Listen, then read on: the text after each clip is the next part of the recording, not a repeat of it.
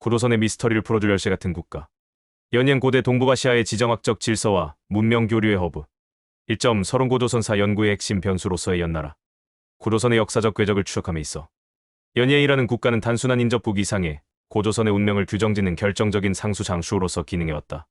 기원전 12세기경 주로나라의 제후국으로 출발하여 전국시대 장구어 시다에 전국 칠웅장구어 치시웅의 일원으로 성장한 연나라는 지리적으로 주원의 북동쪽 변방에 위치하여 동북아시아의 북방 민족들과 직접적인 접촉면을 형성하고 있었다. 특히 고조선에 있어 연나라는 중원 문명으로 향하는 관문이자 생존을 위협하는 군사적 실체였으며 도시의 철기 문명과 선진 통치 체제를 매개하는 교류의 파트너는 이중적이고 복합적인 지위를 점하고 있었다. 기원의 역사 인식은 연나라를 주로 고조선의 영토를 침탈한 침략자로 규정하거나 지게 칭카이의 침공으로 인해 고조선이 쇠락의 길을 얻게 되었다는 피해의식적 관점에 머무른 경향이 있었다. 그러나 최근의 고고학적 발굴 성과와 문헌 사료에 대한 정밀한 재해석 그리고 2024년과 2025년에 걸쳐 발표된 최신 연구 결과들은 이러한 단선적인 시각을 거부한다. 올라락계는 연나라와 고조선의 관계를 단순한 대립이 아닌 요동려동과 요서려시라는 거대한 지정학적 공간 내에서 벌어진 역동적인 상호작용의 과정으로 이해하려 노력하고 있다. 이은 화폐 경제의 유입, 유의민의 이동, 금속 기술의 전파, 그리고 국경선의 유동성이라는 다차원적인 층위에서 분석되어야 한다. 본 연구는 고조선과 연나라의 관계를 둘러싼 전통적인 쟁점들 국경선 비정, 징계의 침공, 위만조선의 성립을 최신 연구 성과와 결합하여 심층적으로 분석한다. 특히 명도전 민다오 첸을 비롯한 화폐의 유통망 분석, 연나라 장성 장창의 고고학적 실체, 위만의 만의 정치적 정체성, 그리고 최근 중국의 동북공정동 베이공천과 맞물려 더욱 첨예해진 역사, 전쟁의 현황을 포괄적으로 다룸으로써 고해 동북아시아의 역사적 진실에 접근하고자 한다. 이 점, 전국시대 연나라의 동북방 진출과 요동 경영의 실체, 비점 1 연나라의 지정학적 딜레마와 팽창 전략의 전환, 전국시대 초기, 연나라는 중원의 다른 패권국들에 비해 상대적으로 국력이 약하고 문화적으로 뒤처진 국가로 평가받았다. 남쪽으로는 강력한 제치나라와 조자나라의 압박을 받고 있었고 내륙으로의 진출이 봉쇄된 상황에서 연나라가 선택할 수 있는 유일한 생존 전략은 동북방으로의 확장이었다. 이는 연나라에게 선택이 아닌 생존을 위한 필수적인 지정학적 명령이었다. 연 소왕좌왕 시기에 이뤄 연나라는 획기적인 전환점을 맞이한다. 아기뢰 이와 같은 인재를 등용하고 군사개혁을 단행하여 일시적으로 제나라를 멸망, 기전까지 몰아넣는 등 국력이 급신장하였다. 이러한 국력의 상승은 곧바로 동북방의 동호동호와 고조선구 저센에 대한 공세적 정책으로 이어졌다. 지원 연구에서는 연나라의 요동 진출이 소왕 시기에 일거에 이루어진 단발성 사건으로 보았으나 최근의 학술 연구는 이를 수정하고 있다. 염철론 엔티에론과 박물지버 우질, 그리고 요동 지역의 고고학적 데이터에 대한 정밀 분석은 연나라의 요동 진출이 소왕 시기에 시작되었을지라도 행정적인 지배력을 갖춘 요동군 나동주인의 설치와 완전한 영역화는 소왕 이후 장기간에 걸쳐 점진적으로 진행되었음을 시사한다. 긴 연나라가 고조선 지역을 단순히 군사적으로 점령한 것을 넘어 행정구역으로 편입하고 구세 수취 체제를 확립하기까지 상당한 시간과 시행착오가 있었음을 의미한다. 요동 지역에서 발견된 연나라식 유물과 토착계 유물의 혼재 양상은 이러한 점진적 침투와 불완전한 통치의 고고학적 증거로 해석될 수 있다. 즉, 연나라의 요동 지배는 전면적인 통치라기보다는 주요 거점과 교통로를 장악하는 중과 선의 지배 형태였을 가능성이 높다. 기점 2 징계 칭카이의 고조선 침공 군사적 충돌과 파장, 기원전 3세기 초 연나라 장수 지게 칭카이가 단행한 고조선 침공은 동북아시아 고대사의 지형을 근본적으로 뒤흔든 사건이었다. 삼국지휘서 동의전에 인용된 위략의 류에은 징계가 고조선의 서쪽 지방을 쳐서 2000여 리의 땅을 빼앗고 만번한만 반한을 경계로 삼았다고 기록하고 있다. 이 짧은 기록 이면에는 당시 고조선이 겪어야 했던 막대한 지정학적 충격이 내재되어 있다. 이천리의 지정학적 함해, 이천리라는 수치는 고대 사서의 관습적인 표현으로 구체적인 실체, 그라기보다는 고조선이 상실한 영토가 국가의 존립을 위협할 만큼 광대했음을 상징한다. 지시기를 기점으로 요서려시 지역과 요동려동 일부에서 고조선의 표지 유물인 비파형 동검피바 싱통제 문화가 급격히 위축되고 연나라 계통의 유물과 명도전이 그 자리를 대체하게 된다. 기은 고조선의 세력권이 요령성 서부 및 중부 지역에서 밀려나 한반도 서북부 방향으로 축소되었음을 보여주는 결정적 증거이다. 고조선의 대응과 중심지 이동 징계의 침공은 고조선 내부의 권력 구조와 중심지 이동 논쟁을 촉발시켰다. 흑계 일학에서는 이 사건을 계기로 고조선의 왕검성 왕젠첸이 요동 지역에서 평양 지역으로 이동했다는 중심지 이동설을 주장한다. 반면 중심지 부동설을 지지하는 측은 고조선의 중심지가 시동일반 평양에 있었으며 승실한 이천리는 고조선의 직접 통치 영역이 아닌 거수국 취슈아의 고이나 간접 지배 영역이었다고 해석하기도 한다. 최내 연구는 이동설의 무게를 두면서도 고조선이 단순히 밀려한 것이 아니라 이후 위만조선 시기에 요동의 일부를 회복하거나 완충지대를 형성했을 가능성을 열어두고 있다. 만번한만 반한의 위치 침공의 결과로 설정된 국경선인 만번안의 위치에 대해서도 다양한 견해가 존재한다. 이를 현재의 박작성 보어주어 청일대나 천산산맥 첸샨산마의 인근으로 비정하는 견해가 유력하나 구체적인 위치는 여전히 고고학격 발굴과 문헌 고증의 과제로 남아있다. 3. 고조선의 나라 국경선 논쟁 폐수 페이슈의 위치 비정의 학술적 전쟁 구로선과 연나라 그리고 이후 위만조선과 한나라의 국경이 되었던 폐수 페이슈의 위치 비정 문제는 단순한 지리학적 호기심을 넘어 구로선의 역사적 강역과 한사군 한스주인의 위치를 결정짓는 핵심 쟁점이다. 긴 한국과 중국의 역사 인식 차이, 특히 동북공정의 논리와 정면으로 충돌하는 최전선이기도 하다. 3.1 사료 해석의 난제와 다양한 학설. 고대 사료들은 폐수의 위치에 대해 서로 모순되거나 불분명한 정보를 제공하고 있어 연구자들의 관점에 따라 다양한 해석을 낳고 있다. 1점 청천강계 동강 설주류학계 및 실증사학. 대한민국 주류 사학계는 고고학적 증거를 최우선으로 고려한다.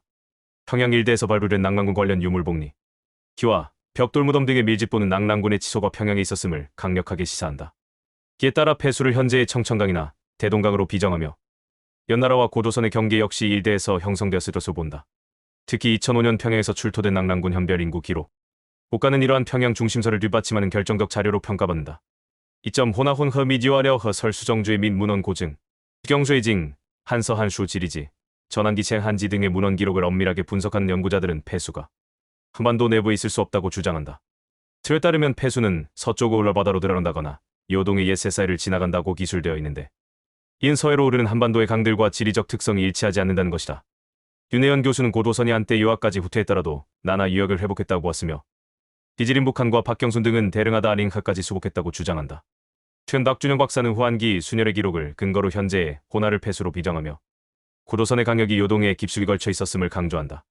또한 홍현은 폐수를 현재의 상태자성 하이즈 허로, 신경주는 대화다레어 허 혹은 외화와일레어 허로 추정하는 등 구체적인 수계 비정에 있어 다양한 스펙트럼이 존재한다. 3점 나나로한 허설 민족사학계. 신채호와 신백강 등은 고조선의 강역을 최대한 확장하여 해석한다. 이들은 중국의 고대 사료인 사기흉노, 열전 등의 기록을 근거로 고조선과 연나라의 경계가 현재의 북경 인근이 나나 유역이었다고 주장한다. 이 견에 따르면 낙랑군은 한반도가 아닌 요서 지역에 위치했으며 한반도 내의 유물은 후대의 이주나 조작 혹은 교류의 산물로 해석된다.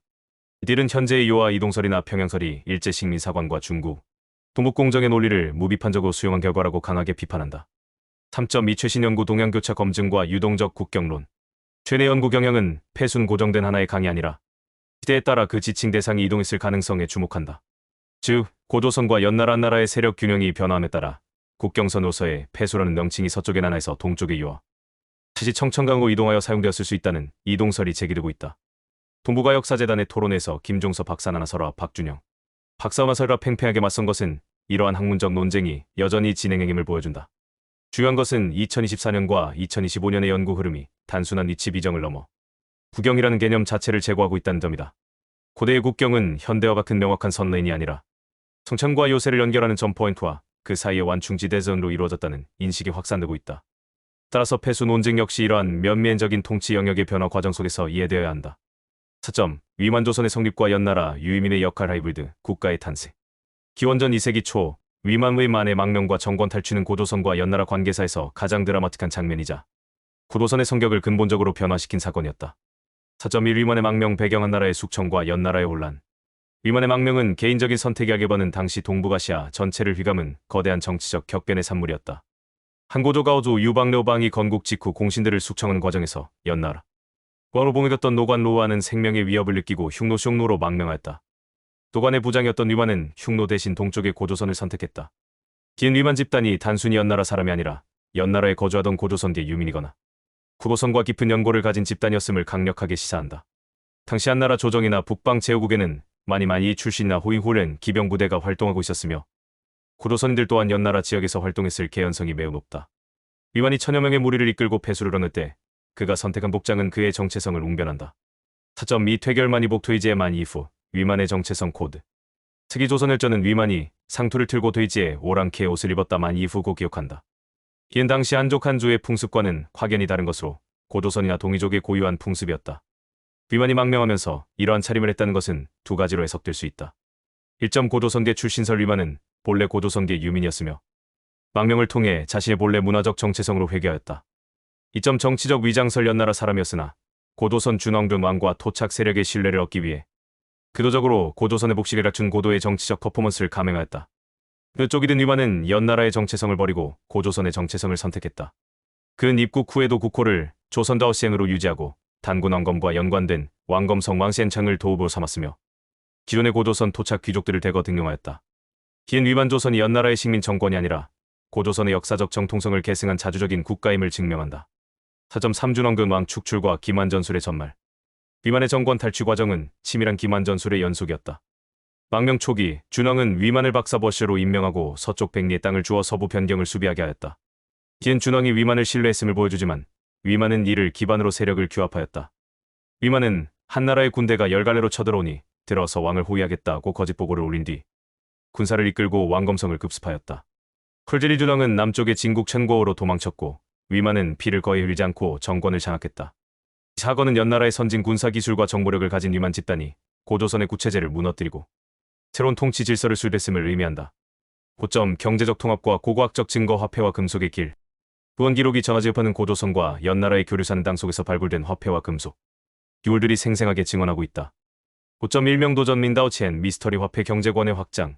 고조선의 강역이었던 요동과 한반도 청천강, 기북 지역에서 연나라 화폐인 명도전이 다량으로 출토된다는 사실은 오랫동안 학계의 주목을 받아왔다. 화폐의 종류와 진화 명도전은 칼 모양의 청동화폐로 형태와 명문에 따라 분류된다. 투기에는 뾰족한 팁을 가진 형태에서 점차 사각형 팁으로 변화했으며 제아라 칼크인 나이브스과 연나라 칼린 나이브스로 구분된다. 제아라 칼은 크고 무거우며 36글자의 명문이 있는 반면 연나라 칼은 상대적으로 작고 명문이 단순하다. 구로선 지역에서 발견된 것은 주로 연나라 계통의 명도전이다. 경제권의 통합 명도전의 광범위한 유통은 당시 국경을 초월한 경제 네트워크가 존재했음을 시사한다. 트웬 연구에 따르면 산시 쉥스, 산둥 쉔덩, 그리고 연나라 여동 지역은 서로 다른 종류의 화폐 포전, 도전 등과 혼용되거나 특정 화폐가 지배적인 경제권을 형성하고 있었다. 구로선 지역에서 명도전이 발견된다는 것은 고조선이 연나라 중심의 동부가 화폐 경제권의 깊숙이 편입되어 있었음을 의미한다. 긴 단순한 물물 교환 단계를 넘어 시장에서의 교환 수단으로 화폐가 통용될 만큼 고조선의 경제 수준이 고도화되었음을 방증한다. 고점 이첨단 과학이 밝혀낸 제조 기술과 표준화 2024년 최신 연구 반영. 2024년 발표된 최신 고고학 연구들은 명도전과 청동, 화폐의 주조 기술에 대한 정밀한 과학적 분석 결과를 내놓았다. 납동위원소 분석 중국 허난성 관장권 쇼행 유적과 린츠렌즈 지역의 화폐 거푸집 분석 결과 화폐 주조에 사용된 청동의 납동위원소 비율이 매우 균질하다는 사실이 밝혀졌다. 기은 국가가 광산을 직접 통제하고 원료의 수급부터 주조까지 엄격하게 관리하는 표준화된 공정을 갖추고 있었음을 의미한다.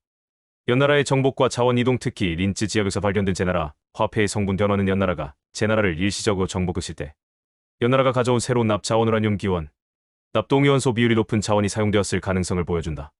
이러한 분석 기법을 고조선 출토 명도전에 적용한다면 그 원료가 연나라 본토에서 온 것인지 아니면 고조선 현지에서 연나라 기술로 주조된 것인지를 명확히 밝혀낼 수 있을 것이다.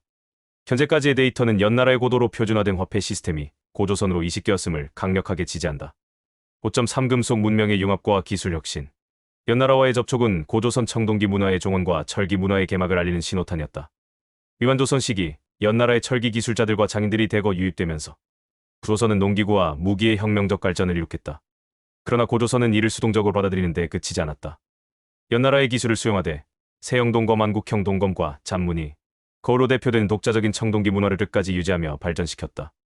기은 고조선이 연나라의 영향을 받으면서도 문화적 주체성을 잃지 않고 하이브리드 문명을 창출했음을 보여주는 중요한 대목이다. 6.2024에 2025년 최신 고고학 발견과 동무가 문명사적 의미. 최근 중국과 동북아시아 학계에서 발표된 일련의 고고학적 발견들은 연나라와 고조선이 활동했던 무대인 만주와 요동 지역의 문명적 깊이가 기존에 알려진 것보다 훨씬 깊고 독자적임을 웅변하고 있다. 진성허롱어렁 다동대덩 유적 2024년 중국 사회과학원이 선정한 6대 고고학 발견 중 하나인 다동. 유적은 백두산 동쪽 기슭에 위치한 400만 평방미터 규모의 대형 구석기 유적이다. 비록 연나라나 고조선 시기보다 훨씬 앞선 시기의 유적이지만 인만주와 한반도 접경 지역이 중원 문명과는 구별된 독자적인 인류 거주와 문화 발전의 역사를 가지고 있음을 증명한다. 기은 고조선의 문명적 뿌리가 중원왕하 문명의 아류가 아니라 만주요동 지역의 토착, 문화유와 문명에 기반하고 있다는 주장에 힘을 실어준다. 스촨성몽 시어맹스의 유적 등 2024년 발표된 다양한 유적들은 중국 내에서도 지역별로 독자적인 문명이 발전했음을 보여준다. 긴 동북아시아 고대사가 단일한 중원 문명의 확산 과정이 아니라 다양한 지역 문명 간의 교류와 융합 과정이었음을 시사한다. 따라서 고조선 역시 연나라의 일방적인 영향권에 있던 변방이 아니라 기와 문명을 계승한 독자적인 문명권으로서 연나라와 대등한 수준의 교류를 수행했을 가능성이 더빈다.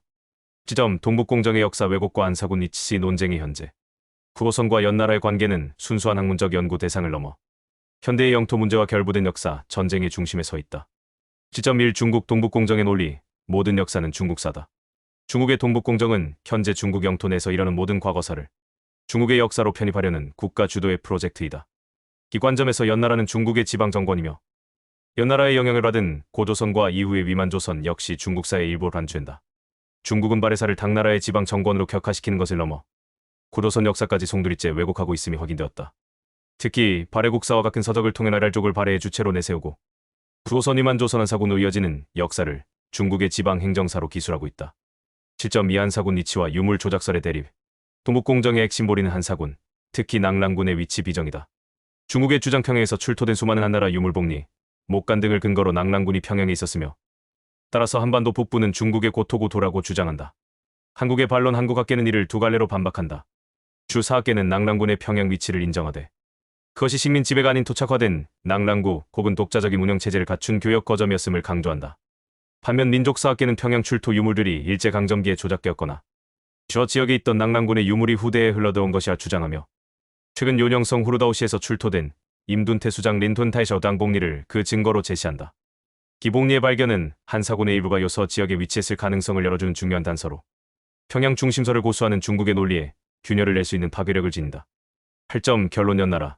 고조선을 입추는 거울이자 문명의 촉매. 고조선의 역사에 등장하는 연나라는 단순한 침략자나 적대국으로만 규정될 수 없다. 2000여 년 전 요동의 벌판에서 마주한 두 국가는 치열하게 경쟁하고 전쟁을 벌이면서도 사람과 물자, 그리고 기술을 끊임없이 주고받았다. 1점. 문명적 촉매제. 연나라는 고조선에게 가혹한 트레이너였다.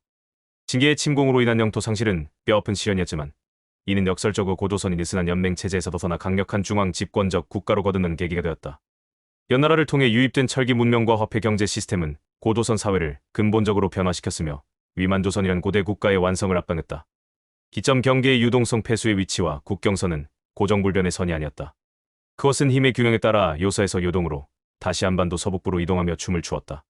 주신 연구들은 문헌의 모순을 해결하기 위해 이러한 이동하는 국경의 개념을 적극적으로 도입하고 있다. 3점. 정체성의 승리. 위만의 사례는 가장 극적인 반전이다.